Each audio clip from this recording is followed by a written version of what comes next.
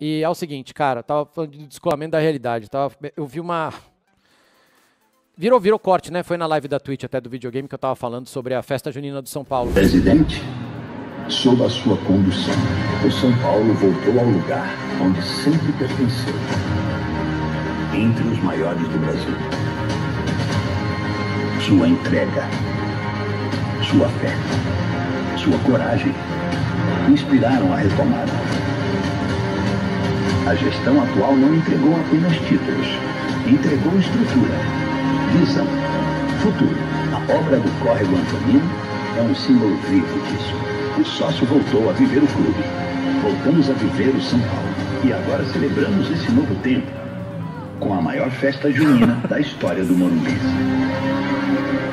Um novo muro, uma nova era. E o cara pintando um muro descascado.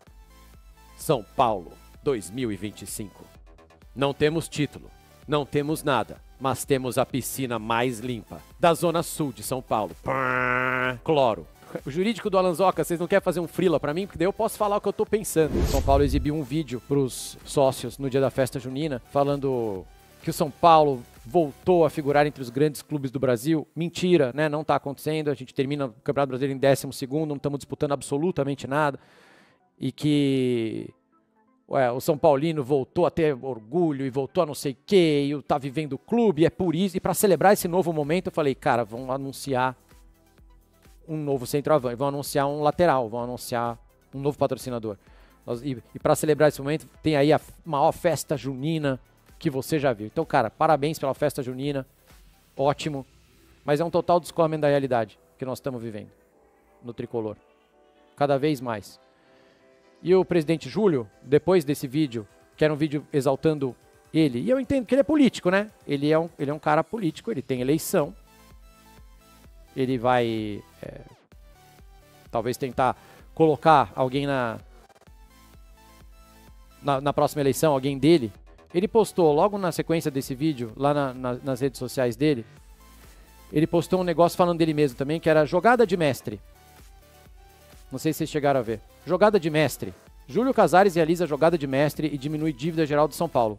Acordei feliz. Falei, graças a Deus, finalmente uma notícia boa. Nos 2 primeiros meses do ano, a dívida do São Paulo caiu de 968 milhões para 965,9, quer dizer, 2 milhões. A queda foi de 0,2% em relação ao total e tivemos um superávit de 150 mil que você não paga a chuteira direita do Lucas. Vocês estão rindo. Vocês estão dando risada do meu tricolor, pô. Isso aqui é muito grave, cara. Isso aqui é um descolamento total da realidade. Isso aqui, se no primeiro trimestre a gente conseguiu tirar 2 milhões da dívida, a gente vai... 3 milhões vai da dívida, digamos. Demora o quê? 80 anos pra gente pagar... Vai demorar 80 anos pra gente conseguir. Se a gente for nesse ritmo, vai demorar 80 anos. Sem juros. Sem juros. Se ficar assim, parados, juros zero. 900, vai demorar 80 anos. Não é possível que isso esteja acontecendo, meu. O que eu faço como São Paulino? Se a gente está comemorando... Os caras estão jogando a Copa do Mundo de Clubes e a gente está celebrando festa junina. E a gente está celebrando que a nossa dívida caiu 0,2% do total.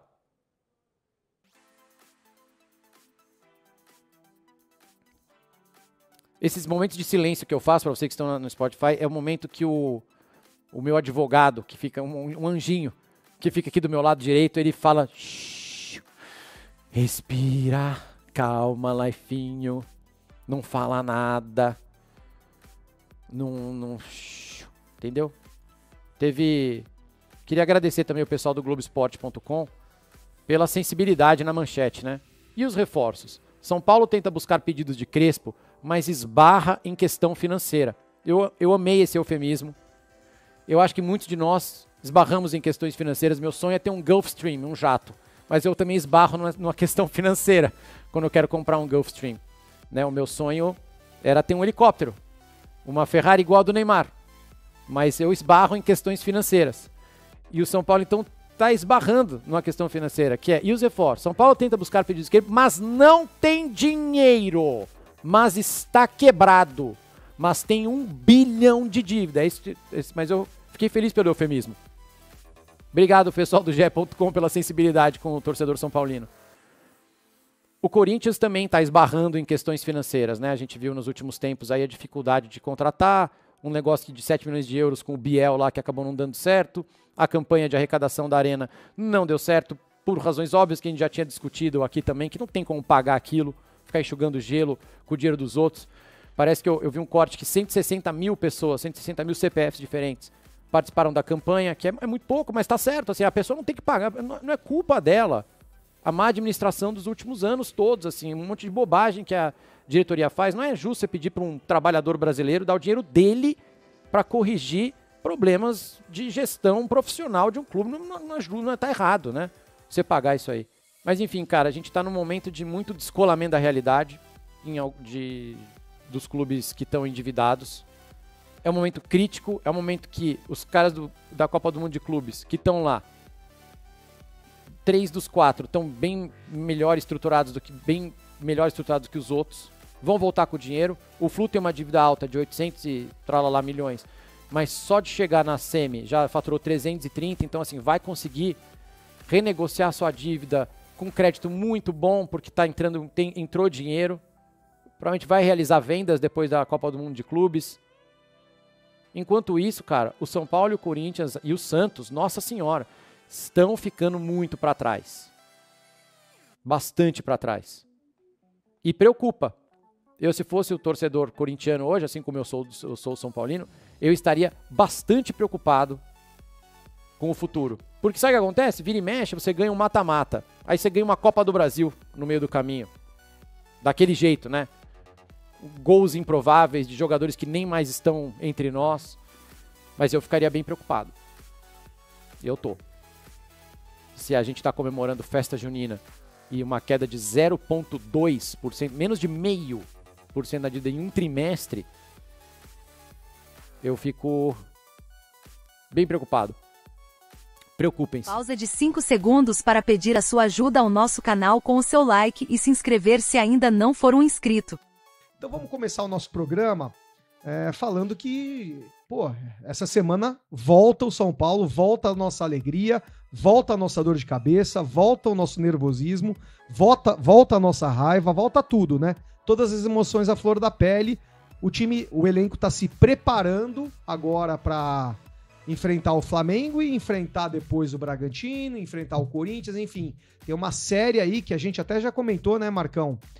A gente tem algumas preocupações que a gente vai compartilhar aqui e também tem alguns alívios, né? O primeiro deles é a volta do Lucas e do Ferreirinha aí aos treinos, né? Agora treinando com o grupo. A gente tem uma preocupação, que é mais uma vez não digo ainda que seja uma lesão, mas um incômodo do Lucas Ferreira, né? Vejo até como normal, mas dentro do refis lá é tudo um pouco mais difícil, né, Marcão? E o Crespo ensaiando aquele 3-5-2, né, que a gente estava comentando no último programa. Eu vou fazer a primeira pergunta para a Gabi, né, que é a nossa convidada. Claro. E merece, né, ser a primeira a comentar. Gabi, você tá com esperança nesse time do Crespo? E fala para mim qual é a maior esperança que você tem no técnico, no que o técnico pode fazer com o São Paulo nesse segundo semestre. Olha, eu tô com esperança sim, porque, primeiramente, quando o Crespo ganhou o Campeonato Paulista, na minha opinião, o time que ele tinha era bem mais abaixo do que a gente tem hoje, né? E eu acho ele um técnico mais consciente, então acredito que ele não vai forçar tanto a barra com alguns atletas quanto o Zubeldia, por teimosia, até por desespero, acabou forçando alguns atletas que se lesionaram, né? Então, acho que o primeiro ponto é esse daí. E o segundo ponto, eu acredito muito que o Crespo tem um pouco mais de... Não sei, isso eu falo de feeling mesmo, tá? De jeito de lidar com o grupo no geral. Então, acabar que os jogadores comprem a ideia dele, a ideia de jogar e trazer mais o grupo pra ele. Então, acho que esses dois pontos são super importantes. E também pela identificação que ele tem com o São Paulo, né? Assim, você vê na apresentação dele que ele se emocionou de falar do São Paulo, do Morumbi. Então, eu acho que tem uma tendência muito boa em volta do trabalho dele. Então eu tô bem esperançosa, principalmente nessas primeiras partidas aí de brasileiro, que a gente precisa muito pontuar. A gente tá no oba-oba, zoando o rival, que a gente tem obrigação de fazer, obviamente, mas assim, vai voltar o São Paulo e volta a atenção, a gente precisa ganhar, somar pontos. É verdade, né? Você falou uma coisa muito legal, o Crespo realmente se identificou com o São Paulo. A entrevista dele, um pouco protocolar como todas as outras, exceto pra mim nesse momento que ele se emocionou. Porque é difícil você fingir uma coisa dessa, é muito difícil, sabe? Você fingir emoção, e o Crespo foi muito autêntico ali, né? Ele deu aquela parada, aquela soluçada e com um detalhe importante, que ele nunca esteve com o Morumbi lotado, né? Que ele pegou na pandemia, então ele ainda não tem ideia do que está por vir nas noites de Libertadores que ele vai ter lá. E aí a pergunta vai pra você, Marcão. Nos bastidores, você falou que qualquer coisa seria melhor que o Zubeldia, né? Sim. Vamos mais uma vez, vislumbrar uma futura equipe do Crespo, tá? Para esses próximos jogos, né? Com o Lucas e o Ferreirinha aptos, qual é o time que você colocaria em campo? E você tinha falado no programa passado que você queria dar uma chance pro Lucas Ferreira na lateral, mas ele não vai jogar. Então agora vamos ver qual é o time que a gente pode esperar do Crespo em campo e qual é a formação. Eu acho que ele começa num 3-5-2, né, com o Cedric ali de área, então você vai ter na zaga ali o trio de zagueiros ali, o Ferrarese, o Arboleda e o Alan Franco.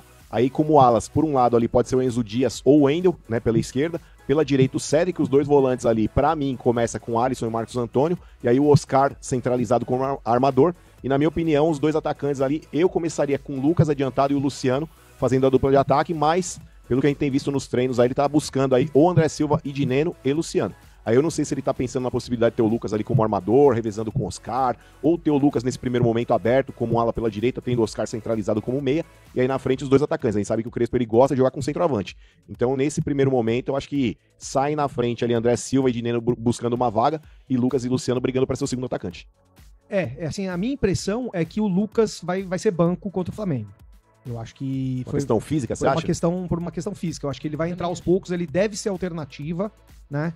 Sendo alternativa, aí a gente tem pro ataque, a gente tem o Luciano, pro ataque, a gente tem o André Silva, a gente tem o Dineno, a gente tem o Luca. Ferreirinha, Rian Francisco. O Rian Francisco. O que você iria nesse... Você já cantou a bola. Pra mim, os dois volantes são o Marcos Antônio e o Alisson, até que fizeram gols, né? No 6-0 aí contra a equipe sub-20. Não quer dizer nada, mas quer dizer que provavelmente eles vão ser os volantes desse primeiro jogo. Ou pelo menos vão sair jogando. Quem que você colocaria aí? Quem que você resolveria? Pro meio e pro ataque? Então, acho que o Oscar vai ser o armador da equipe ali. E aí na frente tem duas opções ali para atacantes.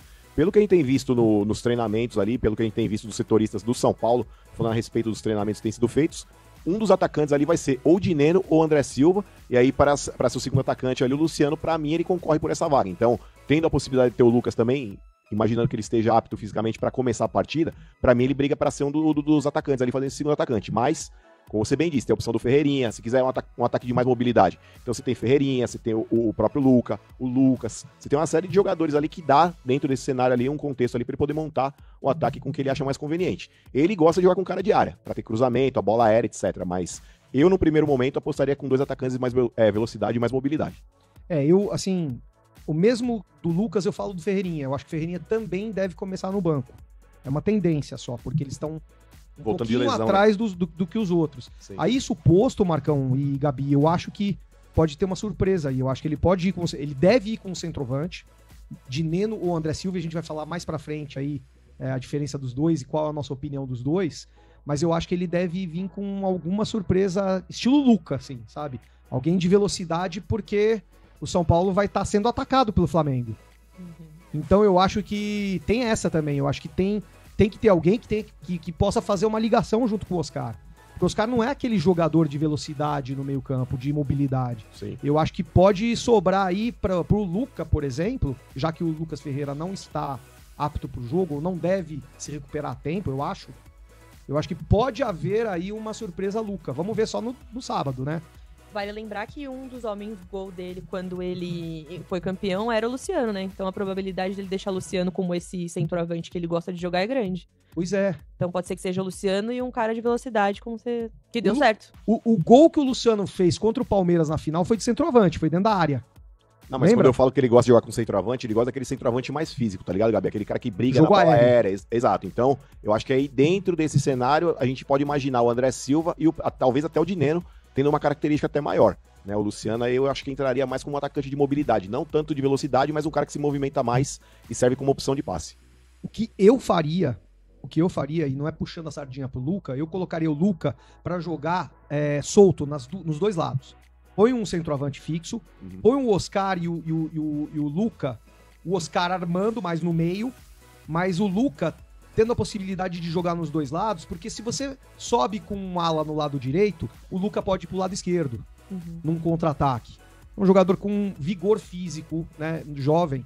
Então, por isso que eu aposto numa provável surpresa. E também, os jogos que ele entrou bem, né? Que é importante. Pois ele é. não sumiu. Então, um jogo como esse contra o Flamengo no Maracanã precisa de um menino de personalidade. Pode ser que ele responda bem também.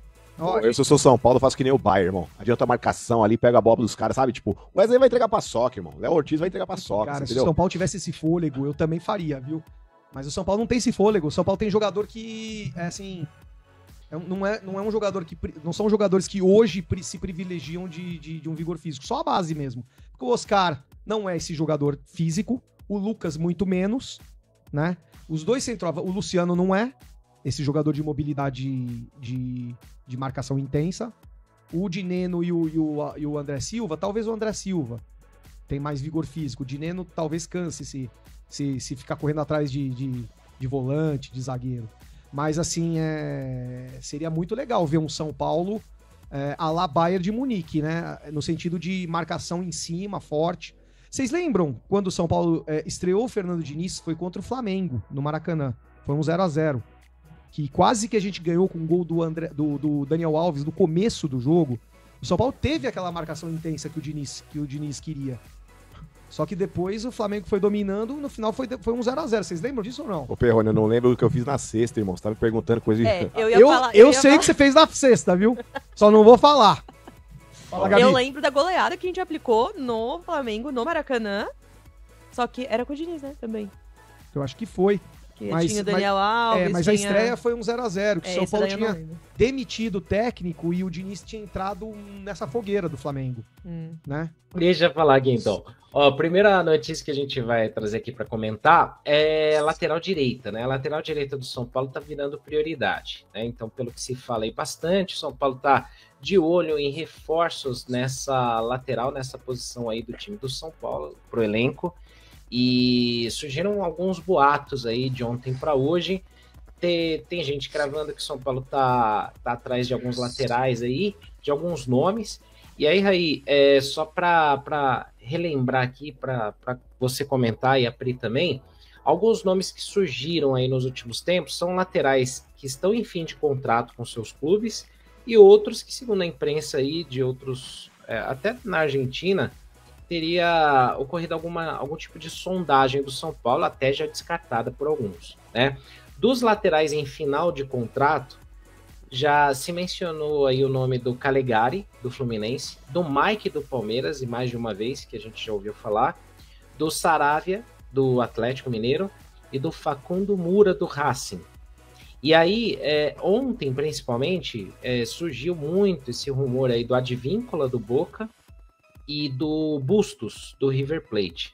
Alguns já até descartaram, outros falaram que era só rumor e tal. O que você acha desses nomes, ô Raí? É claro que alguns aí chamam a atenção, mas envolve dinheiro e também o outro lado querer jogar no São Paulo, né? Eu acho que esse primeiro ponto, Célia, que você coloca aí, para mim é o fundamental, como a gente conversou aqui semana passada. Eu acho que pela situação financeira pela qual o São Paulo passa, fica muito difícil fazer um investimento nesse momento, contratações, coisas do gênero. Eu não faria isso, e acho que se você for reforçar o elenco, que é necessário, claro, você precisa tentar ser criativo e encontrar outras alternativas. Uma troca, um jogador que venha em fim de contrato, enfim, acho que coisas desse gênero. Pagar pelo passe de um jogador, eu acho que nesse momento é inviável, ou pagar salários muito altos por qualquer tipo de jogador também acho que seja inviável nesse momento. Então, diante disso, e com esses nomes aí na mesa, os dois primeiros não me agradam muito. O Saravia, ele tem uma passagem bastante irregular pelo Atlético. Em alguns momentos, eu me lembro que lá atrás, no início do Kudê no Atlético, ele tentou fazer com o Saravia algo que ele fez com o Bustos no Inter. Aí vou chegar no Bustos daqui a pouco. Que era ter um lateral direito que era quase um atacante, né? Jogava quase como um ponta, bem lá em cima o jogo inteiro. E no final da trajetória do Kudê no Galo, né? Naquela reta ali de Libertadores e Copa do Brasil, que ele chega nas duas finais, o Saravia tinha virado um zagueiro. Então, acho que esse é um aspecto interessante para entender um pouco a característica do jogador. Se ele pode ser um lateral mais ofensivo ou um lateral mais defensivo. Acho que no Atlético ele demonstrou poder fazer as duas funções.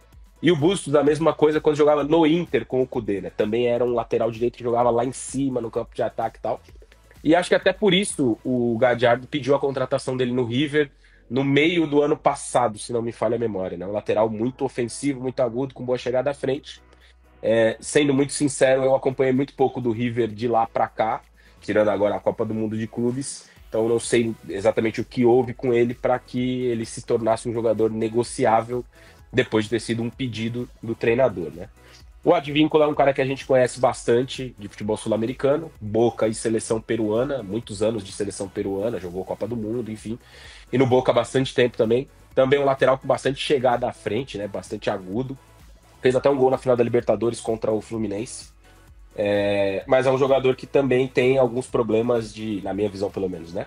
De acabamento da jogada, passe, cruzamento. Acho que ele é um jogador muito forte fisicamente, mas refino falta um pouco, na minha visão pelo menos, em relação ao Advíncula. Destacaria esses três, né? O Saravia, o Advíncula e o Bustos. Acho que é uma necessidade no elenco atual, um lateral direito. São Paulo precisa. Mas, como eu disse no início, precisa também olhar para a sua própria situação para fazer essa contratação. Se algum desses jogadores, né, puder chegar numa troca ou num fim de contrato por um salário modesto, ok, acho ótimo, né? Basicamente, ele é o que ganhava o Igor Vinícius, vai, uma troca de um por outro, talvez um pouquinho mais, um pouquinho menos. Ok, agora, se tiver que pagar muito dinheiro pelo passe de um jogador, se tiver que pagar um salário muito alto, aí... acho que não dá, a condição financeira atual do clube não permite esse tipo de aventura. Mas dos 6 aí, se você falasse, escolhe um, todos na mesma situação financeira, vai vir de graça, vai ganhar um salário legal, ok, dentro da pretensão do clube, qual você contrataria? Fabrício Bustos, para mim, é o melhor deles. O Bustos é o mais destacado, até estranha, né? Como o Raí falou, de repente o River aceitar negociar. Será que alguma lesão? Será que alguma questão de indisciplina, alguma outra questão? Porque não seria normal, ele vinha jogando, né? Não teria porquê. E, enfim, seria um bom nome. O fato é que o São Paulo precisa reforçar algumas carências aí no elenco. O Pri, eu até coloquei aqui na resenha do chat para a galera votar que, assim, a gente precisa de reforços, é claro, mas eu coloquei assim, qual que é o setor mais carente, mais desesperador que o São Paulo precisa? Você tem 10 dinheiros, aí você precisa investir 10 dinheiros numa posição do time. Laterais, zaga, volantes ou meias. Ô, Senna. Diga. Só 50 centavos, só para complementar, que eu fui olhar aqui.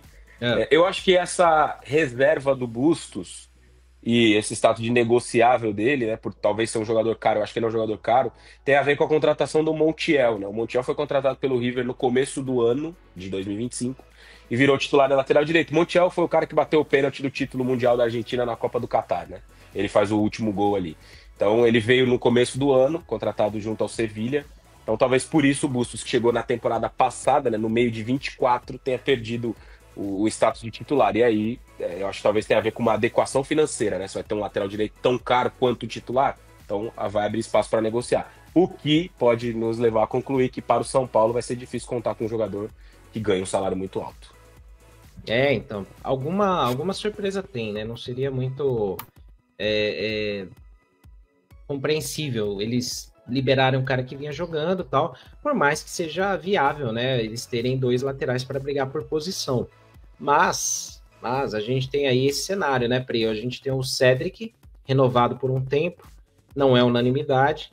A incerteza se o São Paulo vai trabalhar na transição do Mike, do Igor Felisberto para o time principal. E, de qualquer forma, precisa ter uma opção ali mais experiente para jogar quando o Cédric não estiver bem ou quando ele não puder jogar. Imagina que o São Paulo pega aí o Nacional de Medellín, e aí o Cedric não pode jogar. Vai improvisar o Ferrares de novo? Vai colocar a molecada lá e ver se dá conta do recado e arriscar?